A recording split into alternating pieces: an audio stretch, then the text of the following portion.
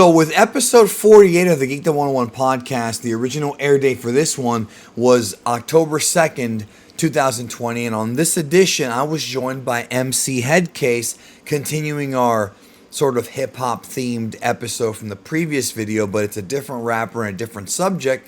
The subject this time is that when this podcast dropped, it had been 20 years since Eminem released the Marshall Mathers LP, which was a heavily influential album, a classic album, one that put Eminem in the stratosphere of being one of the biggest pop, hip-hop icons ever in history, the Marshall Mathers LP from 2000.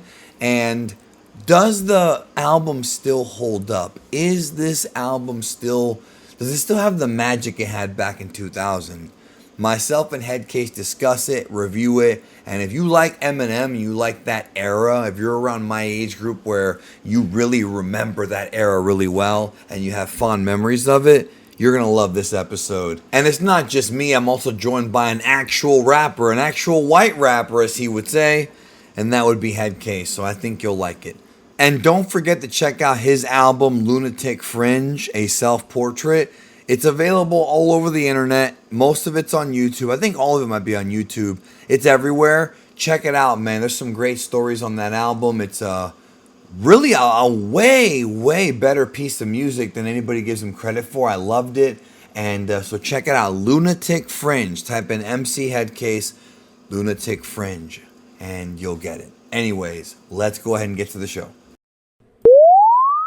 Alright, so I'm with the greatest white rapper to ever breathe on a microphone. I've got HEADCASE here. I haven't talked to you on wax, as they call it, for several years now. I think the last time you and I talked was on a now defunct podcast that virtually nobody listened to. It got like 10 listeners, called Hip Hop Classics. I think it was Hip Hop Classics, where we talked about, I think we talked about AT-Aliens. Is that the album that we... No, was it... Was it AT-Aliens? It was AT-Aliens. What's funny is we talked about AT-Aliens, but like for the first like 10, 15 minutes, we talked about the album that we're going to talk about today. I can't believe you remember that. I can't believe that you remember that, bro. Look, I've been on medicinal marijuana for 2 years, so I forgot everything, bro. I'm like Leonard Shelby from Memento, bro. I don't remember shit except the Gideon Bible, which I read religiously. Yeah, I don't remember shit. I talked to M recently, our boy M from E-Pinions, from the Vogue crew, from Super Friends, and he's reminding me of all these things that I said 15 years ago that I have no memory of saying. These jokes that I would make, like, I don't remember any of it. But everyone remembers donuts for breakfast, bro, so at the very least, you've got that going for you. Indeed. It's funny because... you know I haven't had a donut in like 3 years? It's been a while, bro.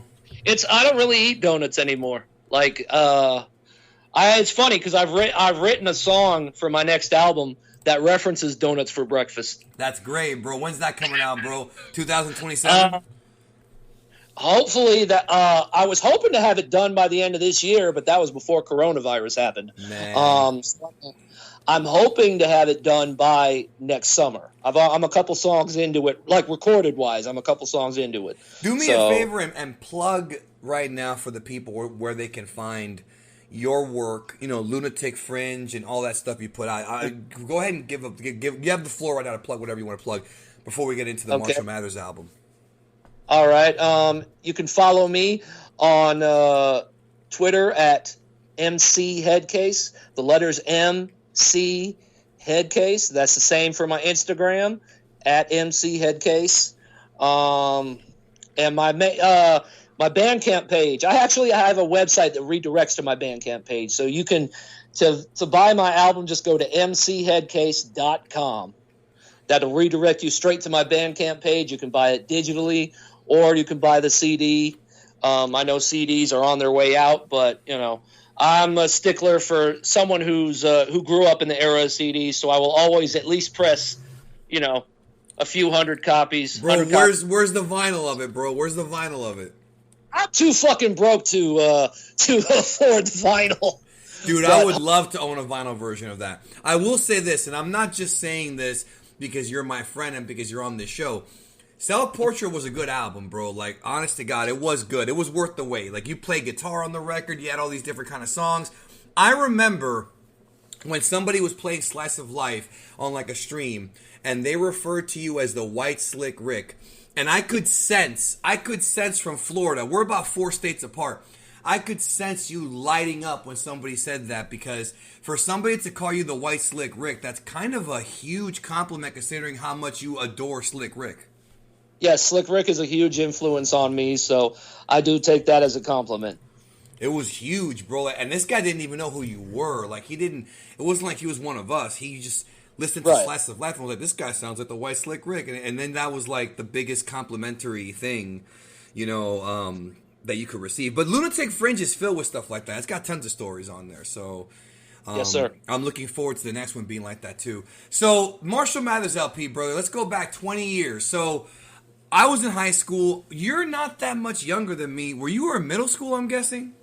I was, let's see, if we're talking 2000, I was in middle school.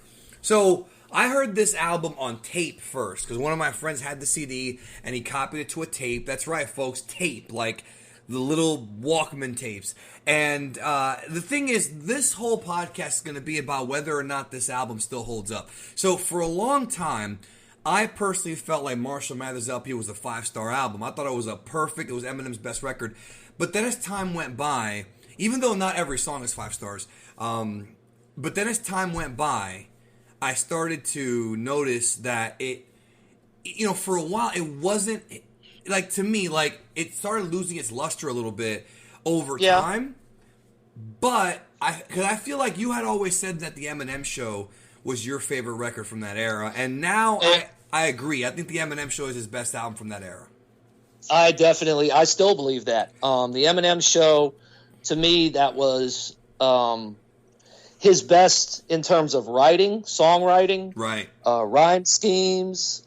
I think a lot of people like to overlook it because, one, he produced all the beats on it, aside from almost 3 tracks. Right. Almost all the beats. And the fact that he's still talking about, his mom and his daughter and his wife. It's at that point, people will start to think, oh, well, 3 albums in a row, it's kind of losing its luster. Yeah, but at the same time, that's what he was going through. But I feel like when we analyze these records, Slim Shady LP was like a big sort of clown show. It was all a joke. Marshall Mathers LP was anger and fire and rage. And then Eminem Show was really more emotional because Cleaning Out My Closet was not him being, quote, angry. It was more so like when you listen to that record now, and of course, HEADCASE, we're all older than we were back then, so we kind of have a different perspective on life. Because Eminem was around mid-30s when he put these albums out, and that's where I'm at right now in life. And so he comes off very somber. Like in Clean Out My Closet, it's almost like he's not happy that his mom turned out like this. So I think Eminem Show had really powerful, emotional songs. Till I Collapse and Sing for the Moment. Marshall Mathers was just him sort of adopting the complete sort of horrorcore elements. It's not quite acid rap, but he kind of hit his Detroit roots. But the thing about Marshall Mathers LP, for those people who were not around, is that it is a revolutionary album, even if it's not his best body of work, because lyrically on Marshall Mathers LP, it is, I think, a step up from Slim Shady LP. I think he was absolutely, yeah, and I think his the way he rhymes on this record, even to this day, there's very few rappers that can really emulate that level of like you got MF Doom and you've got guys that can come close. But I don't know, man. He was, and the whole story behind the album is that apparently he went to Europe or some shit, and when he went to Amsterdam. He went to Amsterdam, and that's when he came up with the ideas, right? Yes, he started writing there. He started writing while he was in Amsterdam. He apparently almost called the album Amsterdam just because of the inspiration, but I guess that didn't stick. Do you have a magical place that you go to come up with songs? Besides the bathroom? Besides the bathroom. Bro, sometimes you're taking a shit and you come up with a hook and you're like, wait, let me write that down on toilet paper here so that way I don't remember it for later. Yeah, I will admit, yes, I've done that before. Of course. Can't lose that but that's the thing. Nowadays, everybody takes their phones with them to the bathroom anyways, and since phones have like the notepad apps or whatever, so you can just write shit on your phone nowadays. Most people don't even keep fucking notebooks anymore. You know, I've known you for 15 years, bro. Think about that. That is a long-ass time. You've known me for nearly half of my life. I'm 33 years old right now. That's a mind fuck. I know. You know, my father passed away, and then yours did, and like, I'm not gonna go into relationships. That's private. But I mean, you kind of see, you literally witnessed things go up and down. I'm just saying, when we look at this album, bro, 20 years ago. So what I wanted to kind of bring up that I kind of realize now, as like an older guy, is that this is in a way a concept album. In the sense of what this album represents, why it's called the Marshall Mathers LP is because it's pretty much Eminem adjusting to fame. Slim Shady LP blew him up. He sold a ton of records. He became, you know, he was on Forgot About Dre. He became like the big star. And then this album, half the songs or more discuss his sort of problems with adjusting to fame, whether it be his privacy or whether it be the fact that he became a controversial entity because of his skin color in the hip-hop circles, and also the fact that when Columbine happened in 99, they blamed the music, like they always, the politicians always blame something, music, video games. Yep. And he caught some shit for it, probably because of the song Role Model, I'm guessing, and a lot of this album is him sort of sticking it to the critics. I mean, I feel like this album is basically him adjusting to fame and saying, well, fuck you, I'm still a person. And, you know, right. to me, that's solid, but it's also like, you know, to be honest, it sort of applies even more now than it did back then, because now in 2020, when we're recording this show, we now have the fascist PC patrol on Twitter. We have the cancel culture going after people, when all Eminem was doing was just kind of entertaining, with controversy, of course, just trying to be funny. I mean, the Slim Shady LP was mostly comedy, a lot of stories. And Marshall Mathers LP, he's pissed because it's like they don't even realize, number one, that he was trying to be an entertainer, and number two, which really struck with me when I heard it, you know, recently, the hypocrisy of these people. They are hypocrites. And HEADCASE, now that I'm a quasi-public figure compared to how I was when you first met me, you know, I see this every day. It hasn't really happened to me, even though it almost did. But I see every day these people on social media who are so quick to judge and cancel and condemn others, and they're such hypocrites because, you know, and Eminem points this out on several songs on this album, both on The Real Slim Shady and on Who Knew.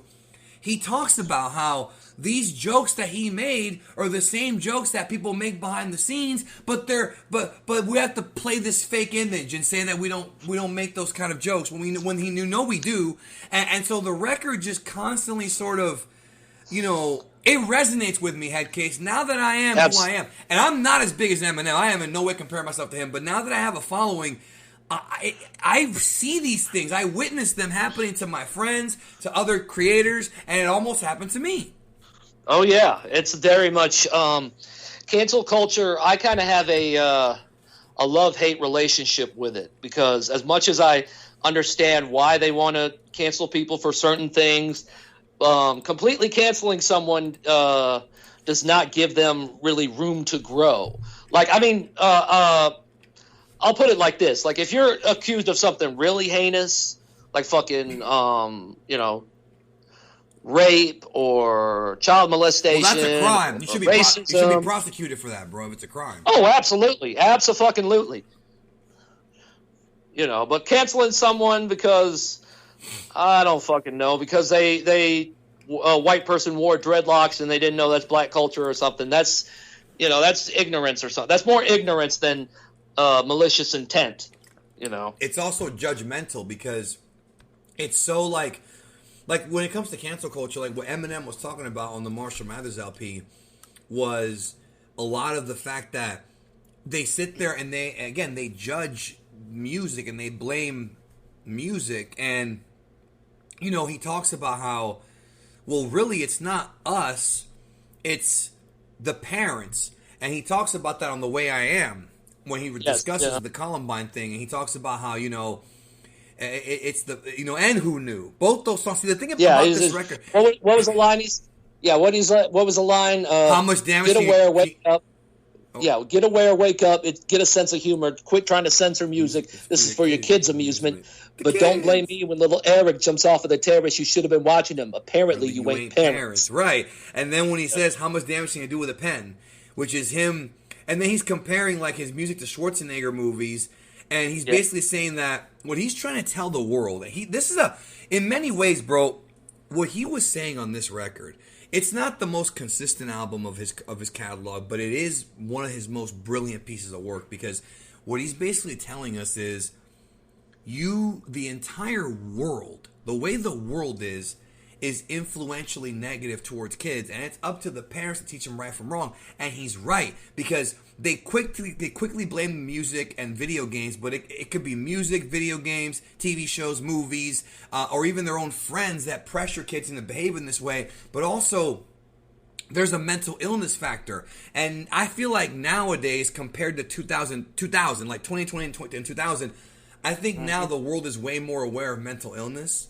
And I feel like now it makes more sense, which is why when somebody tries to cancel video games, it's just not going to work anymore. You know what I mean? It's not going to work the same way. Plus, we live in a society now where our generation's pretty much kind of in control, and we grew up with video games, and the majority of us are not crazy psycho killers, Yeah, we definitely aren't. I mean, you've listened to hip-hop your whole life, and I don't recall you ever shooting anybody. I mean, I have, like a lot of our friends have. We never commit violent acts or slap women. Meanwhile, Condoleezza Rice is like, calling women bitches, calling women hoes. Little boy can't even spell hoes. She's over here going off on Snoop Dogg. You said Condoleezza Rice? I think that was Dolores Tucker. Dolores Tucker. I'm sorry, I got them mixed up. You're right. Whatever, bro. Thank you. It's all good. No, it's all good. It's all good.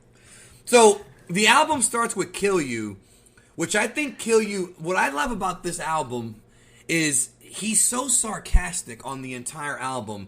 Everything is sarcasm. Everything's satire. The entire record. You know what? I'm going to be real with you. It's not a 5-star album, but it is a classic. Sort of like how I feel about Capital Punishment. Capital Punishment by pun is not 5 stars, but it is like a 4-star classic, because the stuff that Eminem was saying was so ahead of its time. Like, even though Cannabis, you could argue, is probably better at putting words together, I feel like Eminem, during that time, of course, Eminem was so good at playing this sort of clown. He was like the Joker in The Dark Knight, bro. One of your favorite movies, where he's basically pointing out to the world that y'all are all the same. Now, obviously, the Joker was wrong, but Eminem is right in the sense that he's so, like in Kill You, he teaches you how to murder people and, brings up Norman Bates. And then later on in the beginning of the album, then the last song on the album, it's bookended by Criminal. And Criminal is literally him. It's him admitting he's a criminal when he's really not a criminal. Right. And going that far with the homophobic jokes and all these different things that he was doing to purposely point out. And then in the song, he points out the preacher, 5th grade teacher, like all these, like how the people who claim to be religious also are hypocrites, and not all of them, but some of them. It's just such a brilliant record, bro, because it's satire. I think Criminal is probably his best album closing song. Like, My Dad's Gone Crazy is my favorite, bro. Oh, my Dad's Gone Crazy is great. Because that last verse gives me chills, bro. Every time. Every time. Now, the reason I said that about Criminal is because, like, he went into that song with a purpose. Basically, what he was trying to do was make Don't Give a Fuck Part 3. Because you had Just Don't Give a Fuck and Still Don't Give a Fuck on the Slim Shady LP. Yes. But basically, this is like that. This is like those songs on steroids. Hence why he says at the end, if I ever gave a fuck, I'd shave my nuts, tuck my dick in between my legs. Yeah. But, yeah, no, he's basically – and then it's at the very end. He calls himself a criminal, but at the very end, he even admits, half the shit I say, I just make it up to make you mad. So he's doing that. That's the whole purpose. He saw the result. He saw the reactions that he got from critics and journalists and fans from the Slim Shady LP and saw, oh, well, this guy's trying to ruin the youth of America. And so he went into this album with a drive to really explain why he's just an entertainer. And, you know, but he at the same time, he amps up, like you said, he didn't, I don't think there were that many homophobic jokes on the Slim Shady LP. No, I mean, there were very some. few. Yeah, there were some, but but when you go into this, he's basically, he's using the homophobic F word slur, and like nonstop. Yeah, so, purposely. Purposely, he was doing purposely. So he's doing it on purpose. And, and he would go back later and say shit like, oh, well, when I say faggots, I don't mean homosexuals. That's just, what people would call each other, like, yeah, stop being a faggot. That was that was his explanation. Yeah, which actually I agree with him, but I feel like now in 2020, you just can't say that word anymore, bro. But back then, everybody said it. That's true. And I'll say this, that explanation worked for years for me. But when Kamikaze came out and he did a song where he called Tyler the Creator, he's like, Tyler the Create Nothing, I see why you call yourself a faggot, bitch. And he censors the word faggot because Tyler the Creator is actually homosexual or bisexual or something to that nature. And he censored the word, but everyone knew it was still there. And so at that point, I'm like, okay, that's when your that explanation goes out the window. But I think he went on and said that he censored the word because he was sorry after the fact. But and it's funny because he put out a new album this year and had no homophobic slurs at all. He doesn't even need to do that anymore. Yeah, he doesn't. He really doesn't. Which it was shocking though, because I was surprised. Yeah, he's not using the F word on the new album. That's the first thing he's not used. The last time he did that was Infinite, back in 1996. When you're trying to be like Nas. Yeah, Nas and AZ, so they say.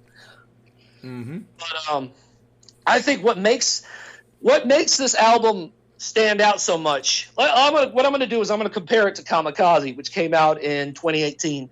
Because I had a lot of people try to compare it to that.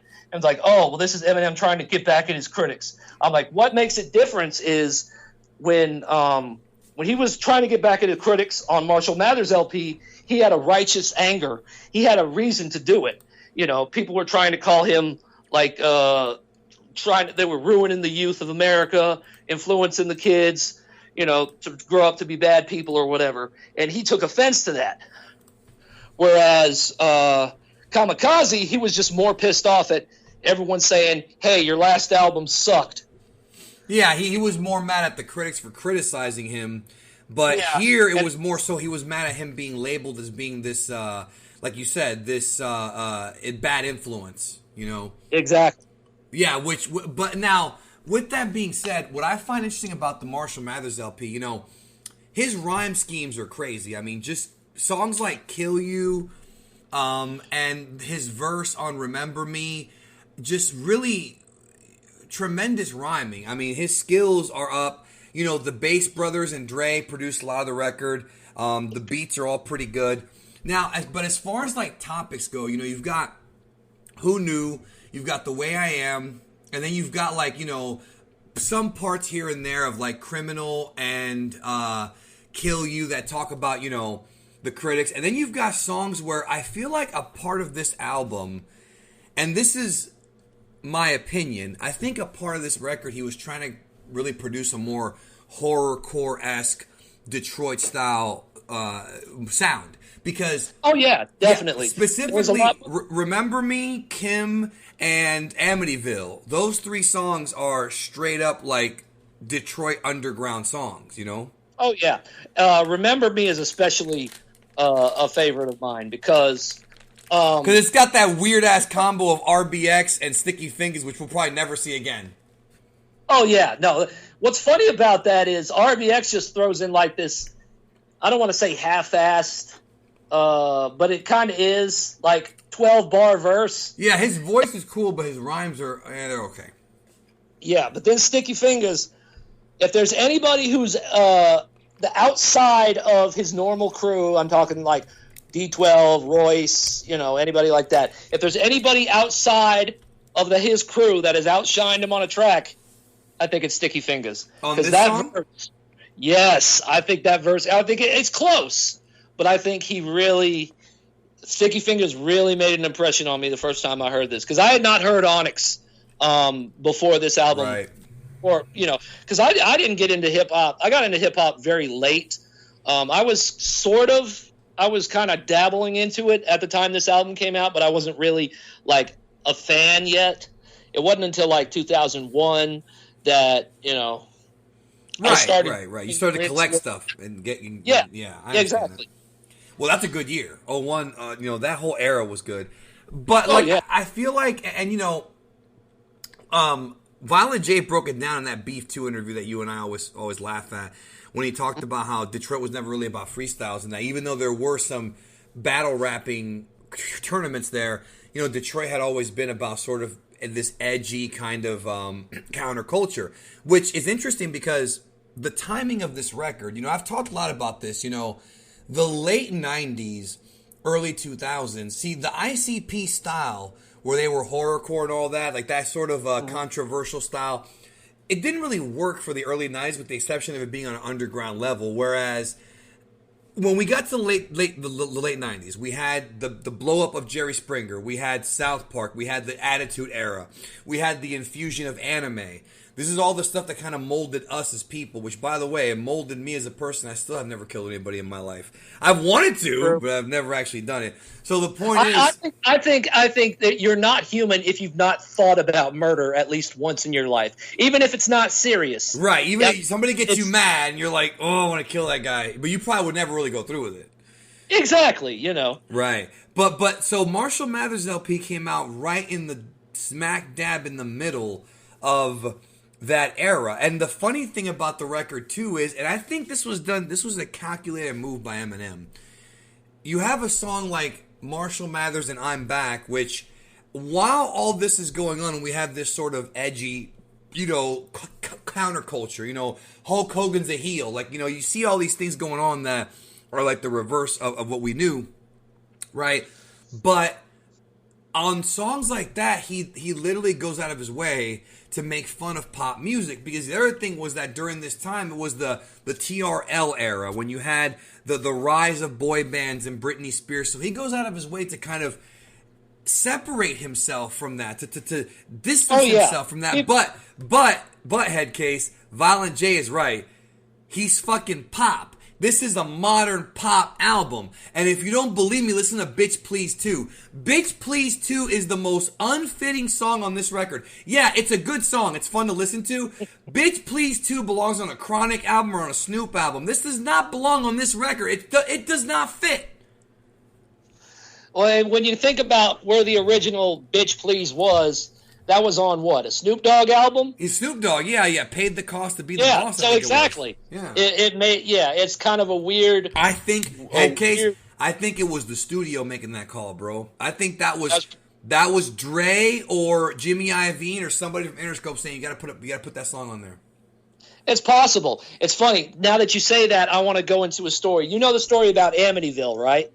Which story? Let us know, because I probably don't remember, or I don't know, or the people might not know. So. The original lineup for that song was Eminem, Bizarre, Pace, and then Pace One and Young Z of the Outsiders. Oh, that would have been great, because they Young Z and Pace One work well with Eminem. The Outsiders clique was always fun to listen to in the mixtape scene.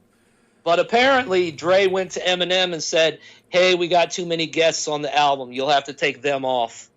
So, and Pace One took it the wrong way, and that's why they were beef. That's why they feuded for a long time.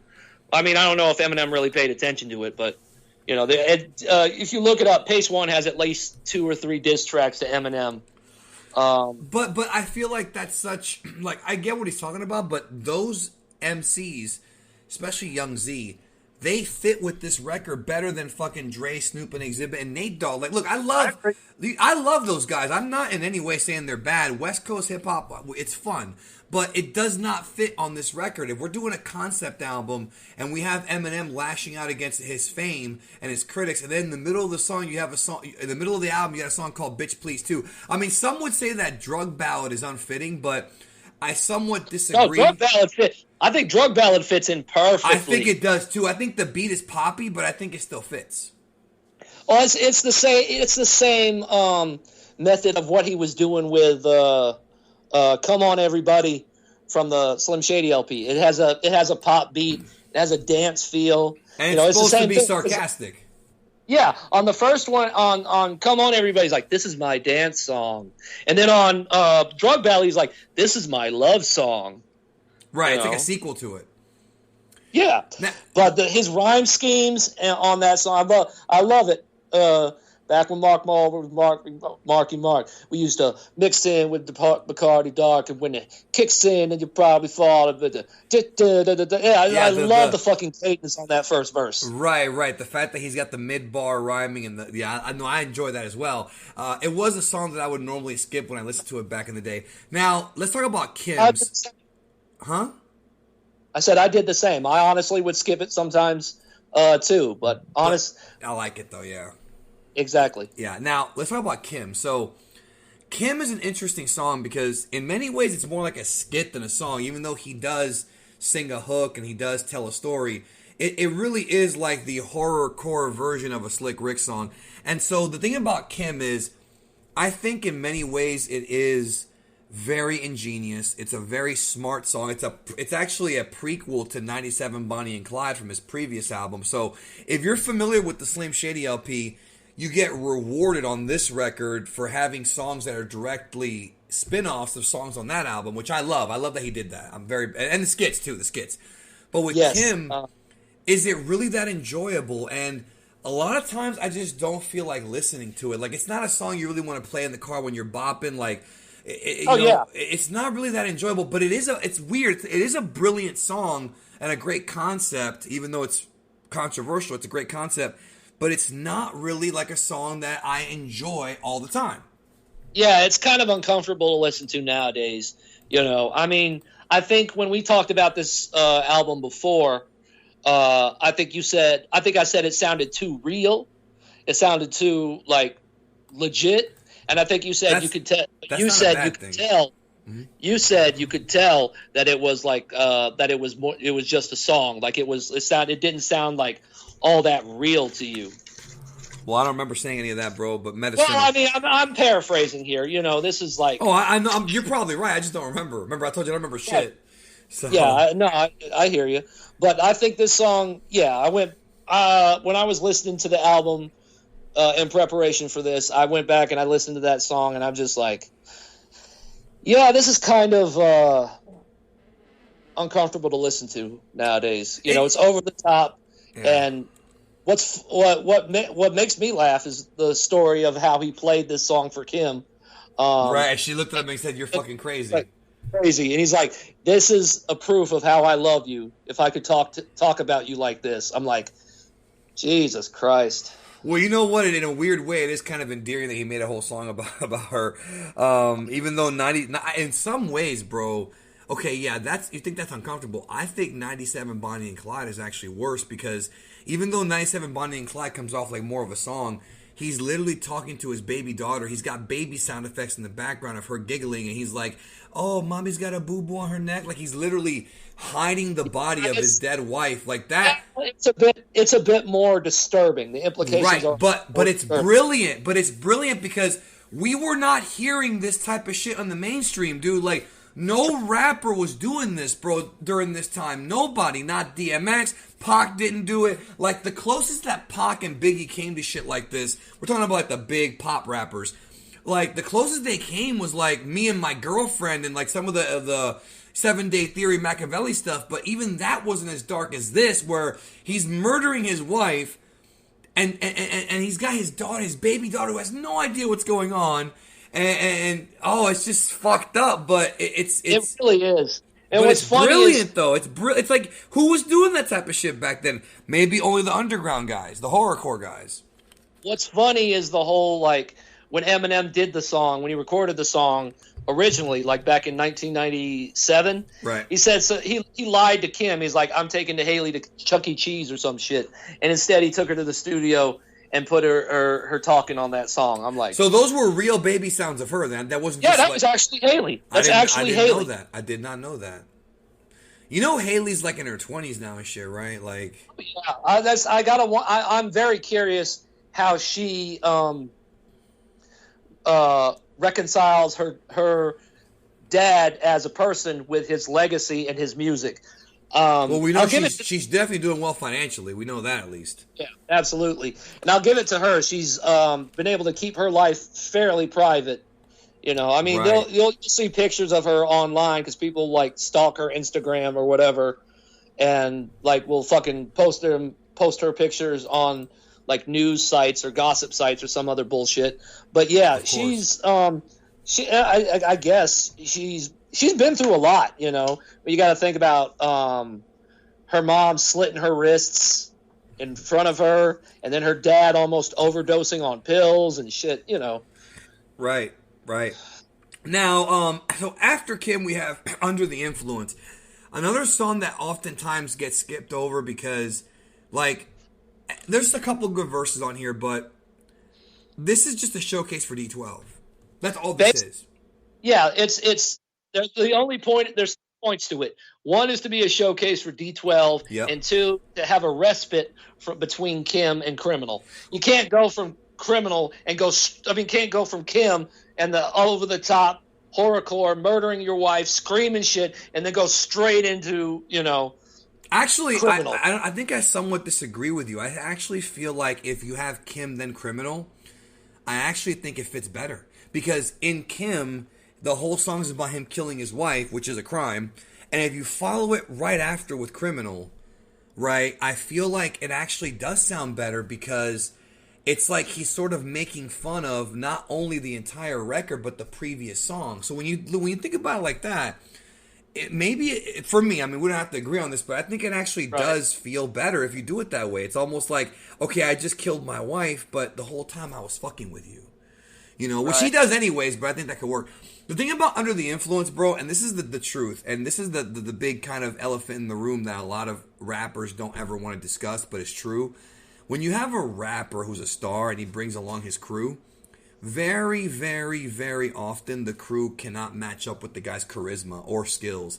Whether you talk about Tupac and the Outlaws, like I've had debates, HEADCASE, with some of these younger rap fans, and I know you love talking to them because people actually think that Hit 'Em Up is the best diss track of all time, and I'm like, dude, it's not even in the top 10. Like, you and I have had discussions about this before, and you know, Takeover and No Vaseline. Like, there's so many better songs than Hit 'Em Up. And I think a big reason as to why Hit 'Em Up falls apart is because of the Outlaws. They're just not as charismatic as Pac. They don't have the skills. I can agree with that. And then you have, like, Nelly. Nelly has a lot of charisma, but Murphy Lee did too.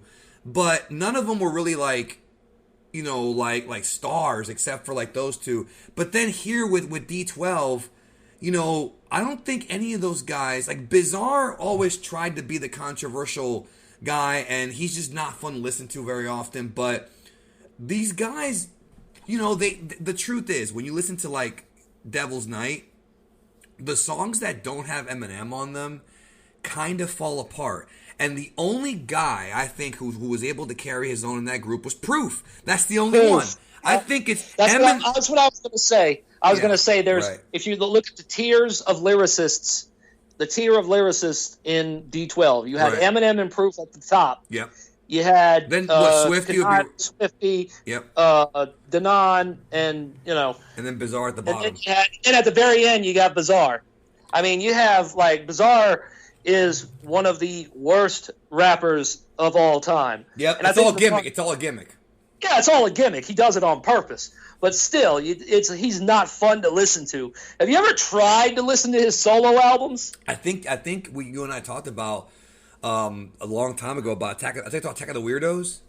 Attack of the Weirdos is like the EP he put out. That's the one that I heard, but it's been like 15 years. Yeah, but he has two or three solo albums that came out in the 2000s. He's got one that's called Handicap Circus, and it's so bad. I believe it. Is Eminem on any of those songs? Shit. I don't know. Yes. He has a song called Hip Hop that Eminem is on Handicap Circus. Eminem's rapping like, man, I thought this was supposed to be hip hop. I'd rather go fishing and flip flops across over the country like Kid Rock did. It's nothing new for Eminem, but you have to hear it to experience. It's a good song, but yeah, what I was getting at was, yes, Bizarre, one of the worst rappers of all time. Right, and you have Proof, who I think you and I have talked about this, but not on the air.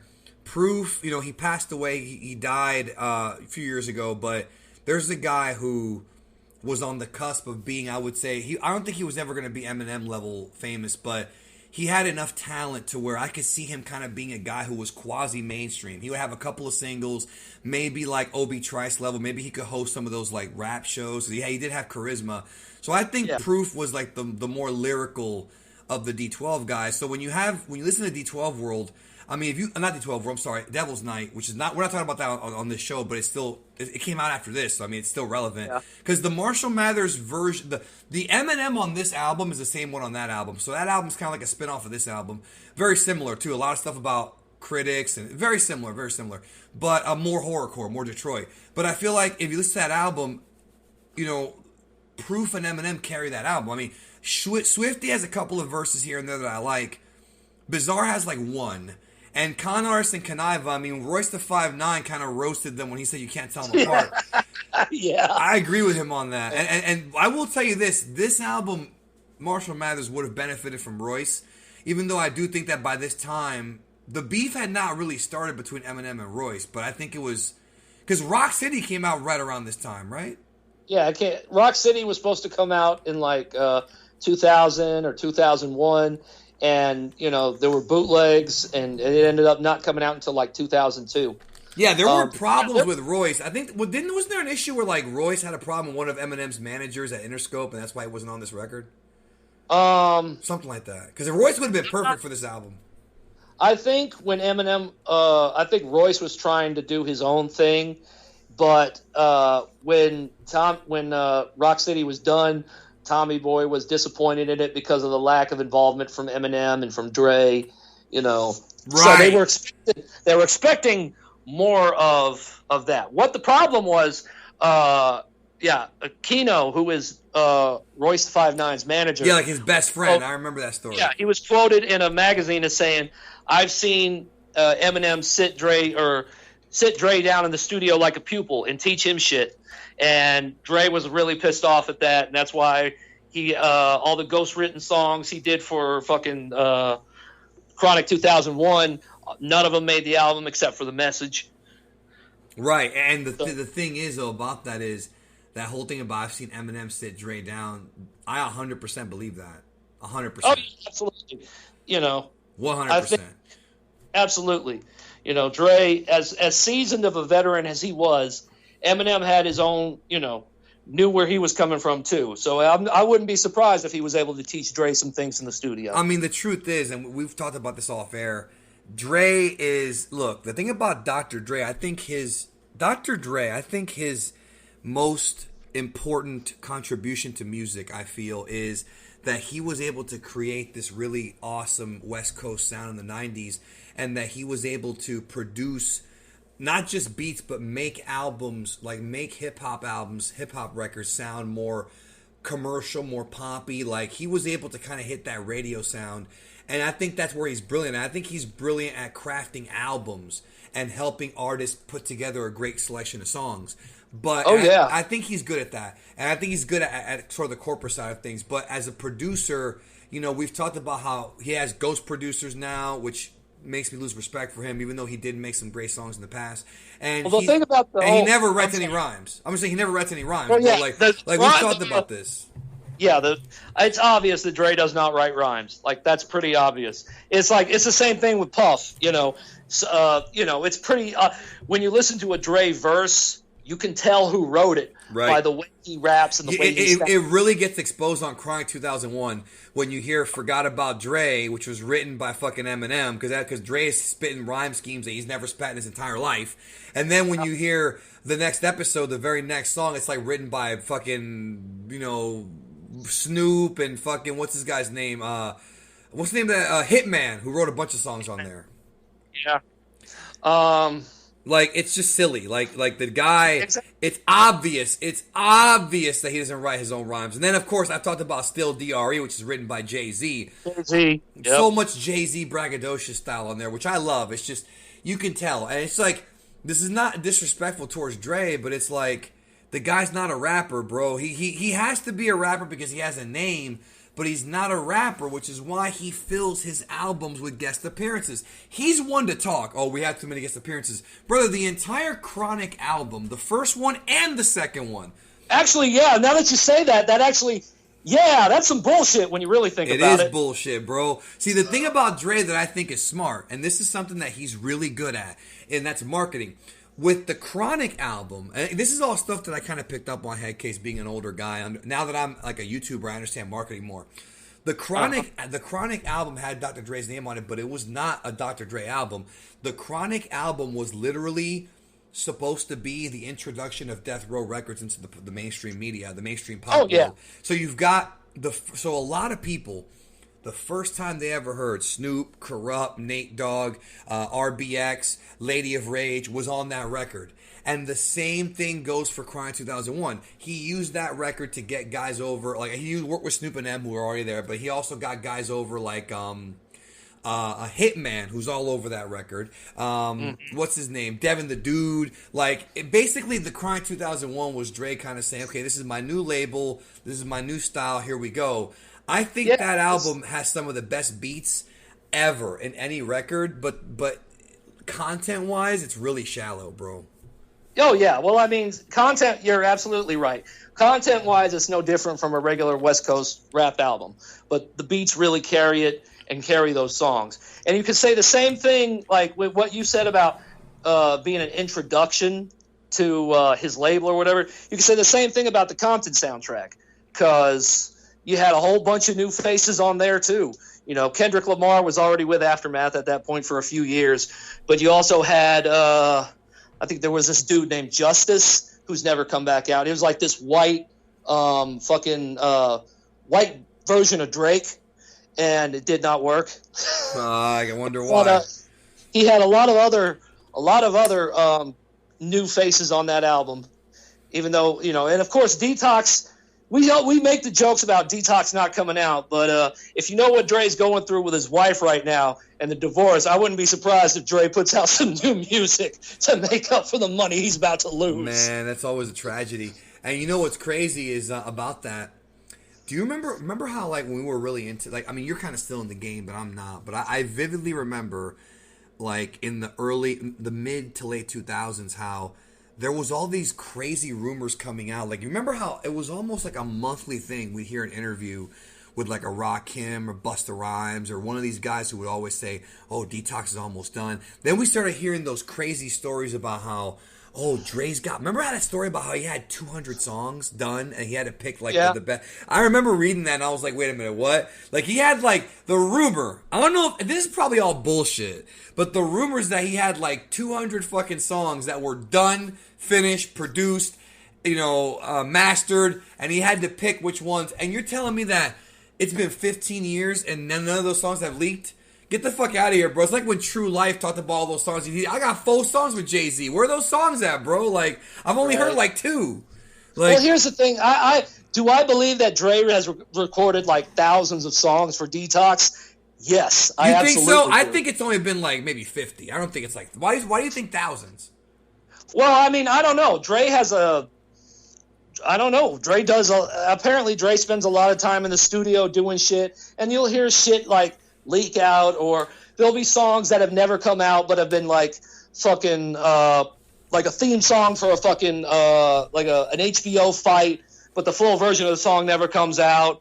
Or shit for like a Dr. Pepper commercial that Dre did with Kendrick Lamar that never came out. I'll guarantee there are songs out there but they just never released. But do you really think it's thousands, though? Do you really think it's thousands? I wouldn't be so. Honestly, I would not be surprised. You got to remember. I understand. How long was Detox in the works?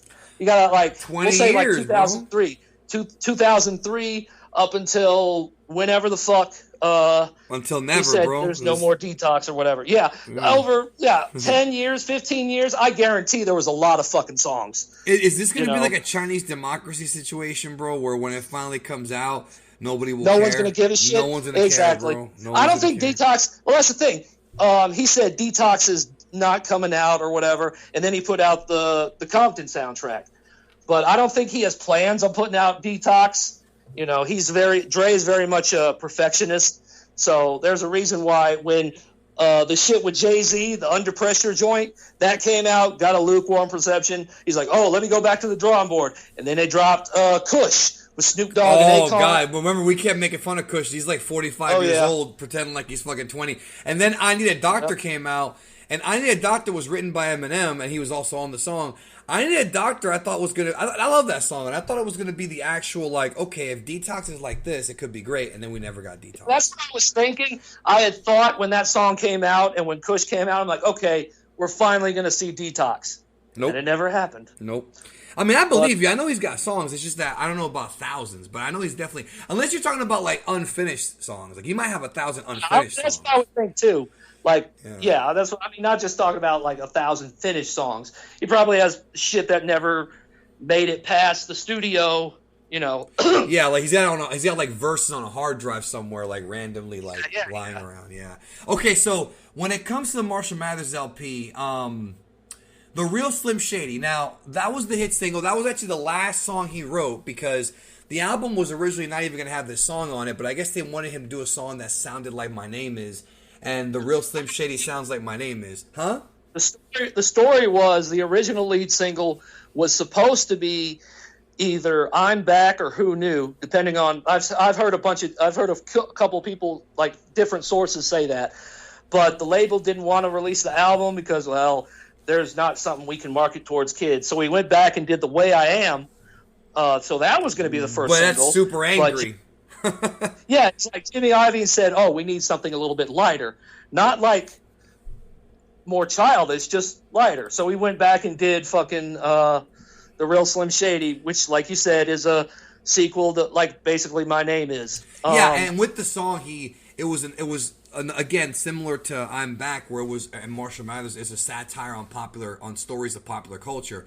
You know, he mentioned the Pamela Anderson, Tommy Lee, domestic violence thing. He mentioned Tom Green. He mentioned the Will Smith quote from the MTV Awards where he never cursed in his record. He made fun of Britney Spears, Christina Aguilera, and NSYNC and Bloodhound Gang and in the music video. I mean, he basically makes fun of the pop music. He's done it before on the record, but I feel like the Real Slim Shady LP is a perfect lead single, and I'm going to tell you why. Because the topics he talks about on that song is the Marshall Mathers LP. It's sort of like the Real Slim Shady is kind of like an appetizer. Like, this is what you're going to get on the album, and you do get that on the album. It's just a lot more hardcore, and that's pretty cool. Like, it's not unfitting. It actually fits with it fits, I think, with the record completely. I think Eminem, when he made the song, there's a documentary on the Marshall Mathers LP that VH1 did, and he Ultimate went and said, Albums? yes, I was going to say when he went back and listened to the Real Slim Shady after he finished it, he said after about 2 or 3 or 4 times listening to it, it started to feel corny to him, which was the same thing that happened to My Name Is. So I mean, it is corny, but it works. Oh, it absolutely. I think it works. And of course, that pretty much became the standard for the rest of his career. You know, you got songs like "Without Me." I think he doesn't really do. I don't know if he doesn't really do it that much anymore. But he's all, you know, he does stuff like what is it? We Made You, Berserk. Rap so God there are was the other one. I don't think Rap God really counts. Yeah, I don't think it counts either. Well, Yeah. and the thing is about this. Now, he was talking about how when he came up, there was a bunch of clones that came up after him. Who was he referring to specifically as far as like white rappers? Because I don't remember there being that many white rappers that came out after Eminem. I remember there being a few, but were there really that many? Because some I think existed before him. I mean, there were a lot of white rappers that existed before Eminem, for sure. Yes. But I don't know if he was really referring to, in that song, I don't think he was necessarily referring to clones. He's like, and there's a million of us just like me who cuss like me, who just don't give a fuck. He might have been talking about he might have been talking about like people. That's true. Yeah, in that case, he was talking about people. Right. But when he goes on, without me, is like 20 million other white rappers emerge. Right. You know, that works. Yeah, there were definitely, guys like fucking Bubba Sparks. Right. And Hot Carl. Right. You know. If you want, I'll tell you this. Remember, Hot Carl used to rap for WWE. He was a writer. Yes, he did. Remember that? He did. WWE for like Jensen. What's his name? Jensen Karp. Jensen Karp. Yep. Yes. If you want an interesting look at because Hot Carl was signed to Interscope at the same time Eminem was. Didn't Hot Carl have that awesome like NBA 2K fucking song that was like really good? Do you know what I'm talking about? Yeah, he did. He had a song on NBA 2K. Yeah. If you're really interested in knowing about that, he's got a memoir out now called Kanye West Owes Me $500 and other stories from a white rapper who almost got famous. Dude, I love that guy. Yeah, apparently he knew Kanye before the whole Rockefeller thing. So right. Now, to wrap it up, we're going to talk about Stan here. Now, the reason why I waited for last to talk about Stan is because Stan is considered by many to be Eminem's best song ever, like to this day. People say that the best songs Eminem ever did is Stan and Lose Yourself. And I can't disagree with that. As far as putting together a song that has a story that's creative, that has a narrative, that has an incredible hook that he took from a Dido song, he put her on the song and in the video, actually revitalized her career because after Stan came out, MTV started playing Thank You. And it wasn't a new song. I think Thank You came out like, 2 or 3 years before this. And they started playing the video for some reason as if it was new. They re-released it. So Stan, now what blows my mind about Stan, bro, is that I have dealt with people like this very recently. And I don't have time to tell you the story, and I can't even tell you unless it's off the air, but I have dealt with literal real-life Stans now. And the stuff he talks about here with these kind of deranged fans that have serious mental issues, it's very real. They assume that, yeah, and they now that I'm me, they assume that they have the right to disrespect us or that they're our friends. They think that they're somehow indebted to us because they listen to us, and that's kind of what happens with the character of Stanley. But the song is literally brilliant. I mean, and the story about how he heard Dido's song and then just said, this is about a crazed fan, and just wrote like 4 verses, 3 of which being Stan escalating his psychoticism, and then finally Eminem responds back to him. I mean, it's just so well made and so dark and haunting. It's very brilliant. It's like the raindrop sounds in the background, like it is. Go ahead, you were saying. Talk about Stan. No, I was like, you're absolutely right. It's brilliant.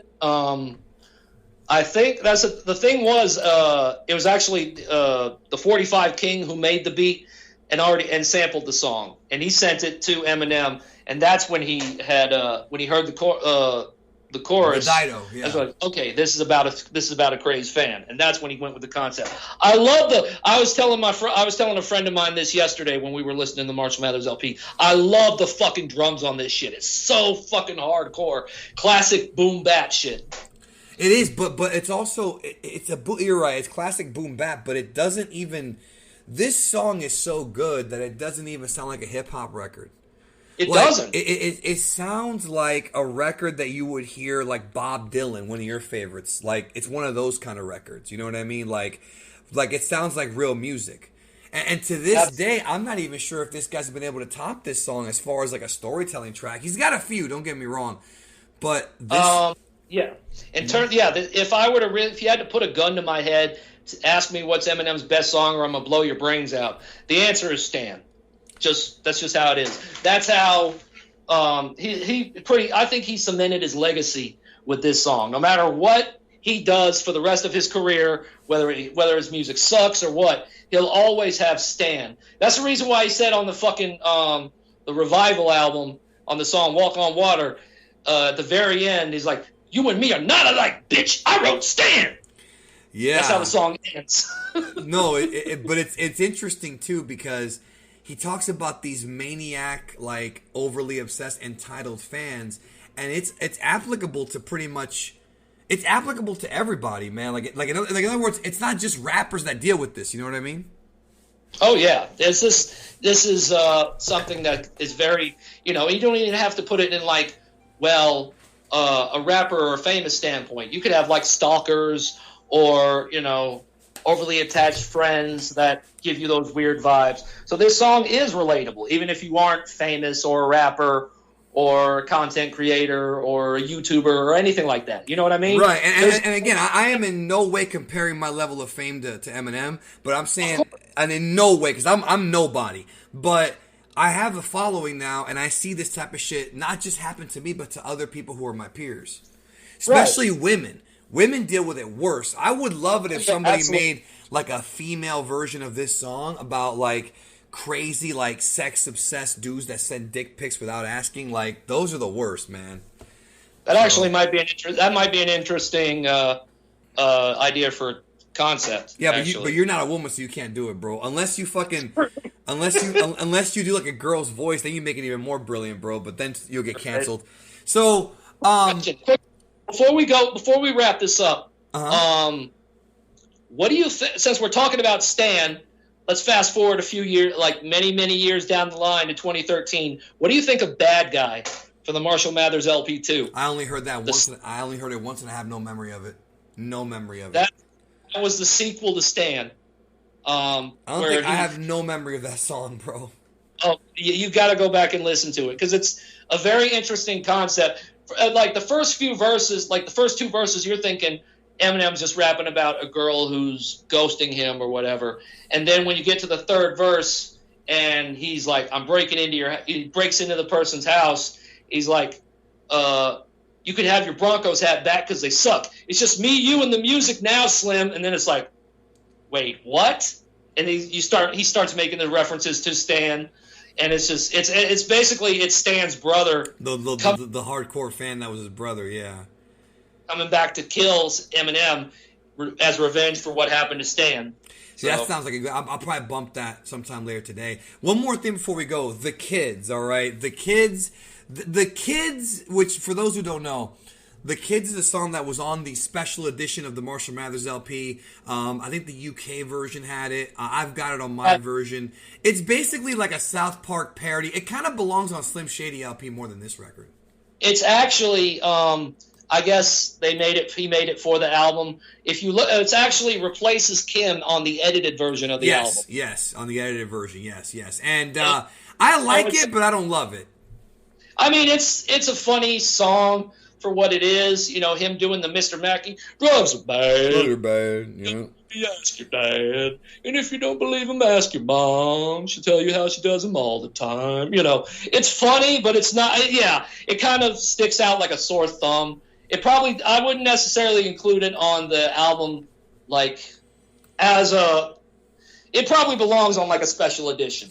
Which is exactly what it is. So now to wrap up here, this album, again, it is a classic. It's just not that consistent. I feel like, and let me ask you your thoughts on this. I think if you shave some songs off of this album, I think if you take off everything from, if you take off Bitch Please 2, Kim, and Under the Influence, which I think are the three most unfitting songs, even though Kim does fit. But if you take 15, 16, and 17, and you go from Amityville to Criminal, and you have just 15 tracks, I think that's a better record, bro. It's more consistent. It might be. I think going back and listening to this album, I mean, yes, Eminem's rhyme schemes are crazy. Because I think the album does fade, bro. I think it starts off really good, and then by the time you get to Drug Ballad, you start to kind of go down a little bit, tiny bit. I'll be honest, man. A lot of the album has aged pretty badly. From, the homophobic slurs to they're the pop rap, the pop bashing. Yeah, like, but his rhymes are still nuclear hot compared to even the shit now, bro. Still. That's true. That's true. But at the same time, you listen to this like 50 years down the line, and who's going to remember NSYNC or the Backstreet Boys or Marky Mark or Christina Aguilera, talking about. He dated this album. He dated those songs. He did. And he's talking about these pop artists on The Real Slim Shady, fucking I'm Back, all that shit. Yeah. Back, Marshall Mathers, and it's just like, at some point it gets to, we get it. You don't want to be. You want to be considered an MC. You don't want to be considered a pop star. Even though he's a pop star, that's the problem. He's a pop star. He's on TRL, bro. He's a fucking pop star. Violent J called him on it, bro. He is. He's a pop star. Well, but I think stuff like to that level, there's no way he wouldn't be considered a pop star. Right. Yeah. The biggest rapper in the world. So I still think that songs like Stan, Who Knew, Remember Me, and Criminal, I think those still hold up no matter what. Like, I think even though some of the references on Criminal can be a little bit dated, I feel like still, like, the message of the hypocrisy of judgmental people and the hypocrisy of critics and in the media, that is even more relevant in 2020, dude. I feel like a lot of this stuff is not only still going on, but it's worse than it was in 2000. Because now with social media, bro, there's no context to anything, dude. None. There's no context. You can go on social media, bro. You see people fighting and shit. They don't even know each other. Labeling each other. Like, all this shit. I can agree with that. It's embarrassing. It's definitely... It definitely... In some ways, it's dated, but at some ways, it still applies to the times that we live in today. So, right. I mean, like I said, I still think the Eminem Show is the best album he ever did. It's the closest he's ever come to making It's the most consistent, I think. Exactly. It's the closest he's ever come to making a real classic to me. But the Marshall Mathers LP, for the most part, still holds up, I would think. I think it is a classic just because he was doing stuff that nobody else was doing. Like, it was just... it might have some flaws in the latter half. I think the first, honestly, bro, the first like 11, 12 songs are pretty, or 11 songs, 11 tracks are pretty flawless. It's then when we get then it just falls apart. If you would have ended this album at like Marshall Mathers, the last song, it would have been much better. I think that, Bitch Please 2 is an obvious corporate move. Under the Influence is an obvious move of him to get his boys on, and Kim is just not that enjoyable. Take that off, and you've got a much, much better record, and I honestly feel that way, I think. But at the same time, I can't say it's not a classic because he was talking about shit that nobody else was talking about in the mainstream level. He was bringing that Detroit style to the mainstream with this record even more so than the previous one. I agree. It's something that hadn't really been heard in the mainstream before. So, of course it was going to sell like hotcakes. And it definitely did. I mean, the album went diamond. Just this record by itself made Eminem a very, very rich man. He went on tour in the Up in Smoke tour, which was a lot of fun. I mean, there was a lot of great acts on that tour. Like, you think about how many people were on that tour, dude. And if you got to see one of those shows, you got a lot of legends for the price of one. And then like I agree. I think Eminem Show. Either way, the trilogy of Slim Shady, Marshall Mathers, and Eminem Show. I think those three albums are pretty much his legacy. I mean, you could sit there and talk about Recovery, Relapse, and Marshall Mathers LP2, and that's like post peak Eminem. I think peak Eminem was those three records, and you could even throw in absolutely EP. Yeah, absolutely. That's it. So. Any final thoughts before we get out of here, bro? I'll say this. I don't want Eminem to rap like he's doing on here's a message directly to Eminem from me. I'm sure he's listening. Yeah, I'm sure he gives a shit about what I have to say. But Cannabis did say you were too critical once. He did say yes, that. He did. You're too critical. You're too critical of the cannabis man. What, you never had it? You never broke your arm before, HEADCASE? You gotta go to the army. You gotta go to the army like me. Then we're gonna go into space and Pluto. Bro, he's like the ultimate warrior of rappers, bro. Talking about the space and time travel and shit, bro. But anyways, you were saying, what's your message to Eminem, bro? basically, don't think like you have to replicate the Marshall Mathers LP just to be good. He's an older guy now. You don't have to do this shock rap no more. You don't have to just rap. If he did if you've ever heard, there's a bonus track from the Marshall Mathers LP 2 called "Don't Front." It has the same beat as Black Moon's "I Got You Open," and classic. If he just raps over beats like that, if he did like 10 or 12 songs, it would probably be a classic. If he just rapped, we don't need you to do this whole shock, or if he told stories. I mean, he's a good storyteller. Right? Yeah, of course. But he doesn't need to be doing these trap beats. He doesn't need to be trying to replicate the Marshall Mathers LP. I thought you were going to tell Eminem that you were the greatest white rapper of all time, bro. I thought that's what you were going to tell him. Well, I mean, that's obvious, but that doesn't need to be said. I don't need to say that. I have you to say that for me. Lunatic Fringe, a self-portrait. You're telling me that Lunatic Fringe, a self-portrait, is better than the entire Eminem catalog? I'm not even gonna say that. No. When you finally put out, I think it's better than fucking Encore. That's for damn sure. I agree with you on that. I think I can take a shit and it would be better than Encore. I think when you put out fucking, and nobody will know this reference but you, when you put out "Let Me Live," that's like your stand right there, bro. That could be your stand. You find the right beat for that. "Let Me Live" could be a very powerful song, bro.